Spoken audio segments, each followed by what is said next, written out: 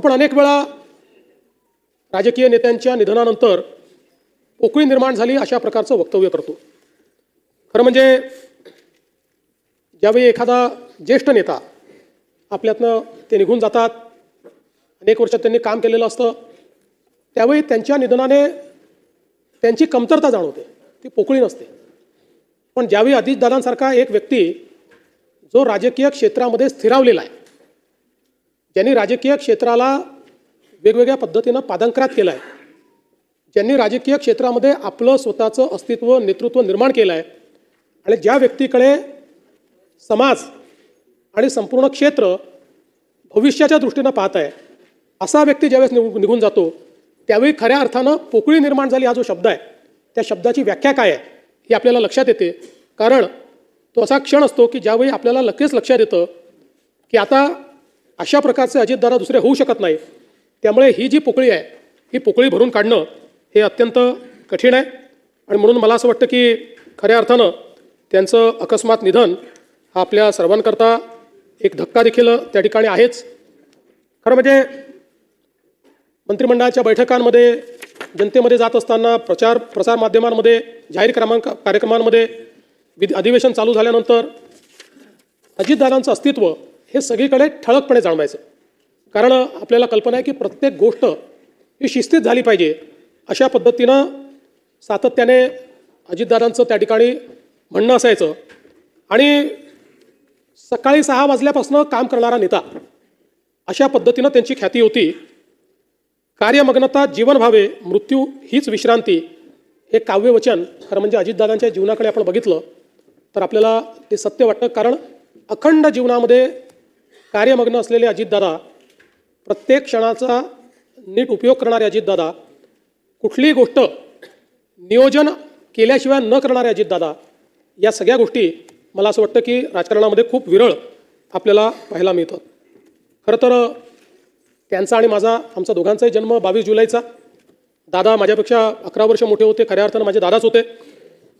आणि मला असं वाटतं की गेल्या जवळपास 1 दशकापेक्षा जास्त काळ, ते तर सोबत कदाचित उशिरा आले आमच्या, पण 1 दशकापेक्षा जास्त काळ अतिशय आमची जवळीक होती, अतिशय चांगली मैत्री होती.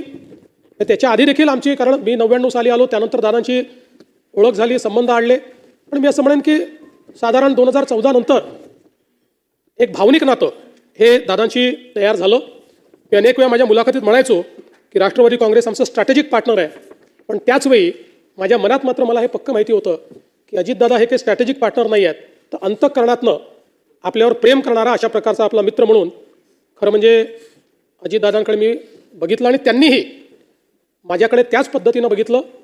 आणि जीवनभर मला असं वाटतं की आमचं ते नातं त्यांच्या अंतिम दिवसापर्यंत कायम होतं. मला आजही आठवतं की 27 जानेवारी 2026ला मंत्रिमंडळाची बैठक झाली, त्यानंतर पायाभूत सुविधांची बैठक झाली.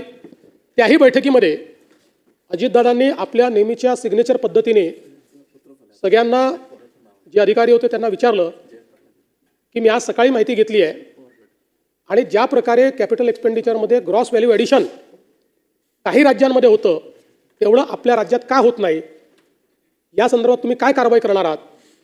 आणि मग अधिकाऱ्यांनी सांगितलं कॉस्ट ओव्हररन कसे होतात, प्रोजेक्ट्स कसे डिले होतात, त्याच्यामुळे ग्रॉस व्हॅल्यू ॲडिशन का होत नाही. त्यानंतर मग सार्वजनिक बांधकाम विभागाचं एक प्रेझेंटेशन झालं, त्यात त्यांनी त्यांच्यावर 700 कोटी रुपयाची डिक्री ही जी न्यायालयाने केली होती ती कशी त्यांनी त्या ठिकाणी उच्च न्यायालय, सर्वोच्च न्यायालयातनं डिक्री त्या ठिकाणी कॅन्सल केली आणि ज्यांनी डिक्री आणली त्यांच्यावरच कसा फाईन झाला, अशा पद्धतीचं प्रेझेंटेशन केलं. त्यावर दादा गमतीने असं म्हणाले, पुढच्या वेळेसपासून असेच तुम्ही फक्त प्रस्ताव या ठिकाणी आणत जा. आणि ती सगळी बैठक आम्ही संपवली. त्यानंतर माझ्या अँटी चेंबरला आम्ही गेलो. दादांचं काम हे 10-15 मिनिटाचं असायचं, त्याच्यावर नाही. दादांची एक सवय होती, कुठलंही काम हे त्यांच्या कागदावर लिहिलेलं असायचं, 2-3 ओळींमध्ये काय बोलायचं हे लिहिलं असायचं आणि ते परफेक्ट तेवढंच आपल्या कामाचं दादा बोलायचे. त्यामुळे ते कामाचं एक 5-10 मिनटं झालं, त्यानंतर 30-40 मिनटं आम्ही वेगवेगळ्या विषयांवर, भविष्यात काय, बजेटमध्ये काय, अशा गप्पा मारल्या.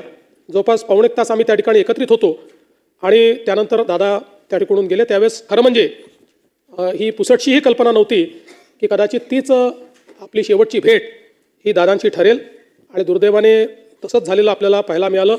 ही अपघाताची बातमी ज्यावेळेस आली त्यावेळेस पहिल्यांदा मनाने असं म्हटलं की ठीक आहे, अपघात झाला असेल, पण अपेक्षा करूया काही झालं नसेल. पण लगेच दुसरी बातमी आली की विमानाची परिस्थिती बघता त्याच्यामध्ये कोणीही त्या ठिकाणी जिवंत असेल असं वाटत नाही. आणि त्यातनं मग पुढच्या गोष्टी आपल्या सर्वांना माहितीच आहे. खरं म्हणजे अजितदादा हे केवळ एक व्यक्तिमत्व नव्हतं, तर ते एका पिढीचा आत्मविश्वास होते.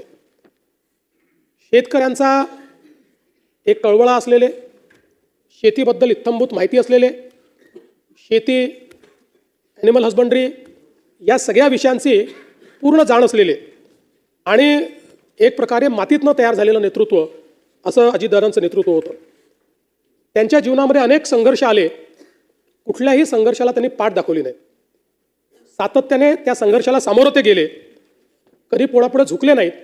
पण ज्यावेळी दादांना मनातनं असं वाटलं की काहीतरी चूक आहे किंवा समाजाला ते चूक वाटतं आहे, त्यावेळी जाहीर माफी मागायला त्यांनी मागे पुढे पाहिलं नाही. अशा परिस्थितीमध्ये दादा कुठलाही इगो न ठेवता जाहीरपणे माफी मागून पुढच्या कामाला त्या ठिकाणी लागायचे.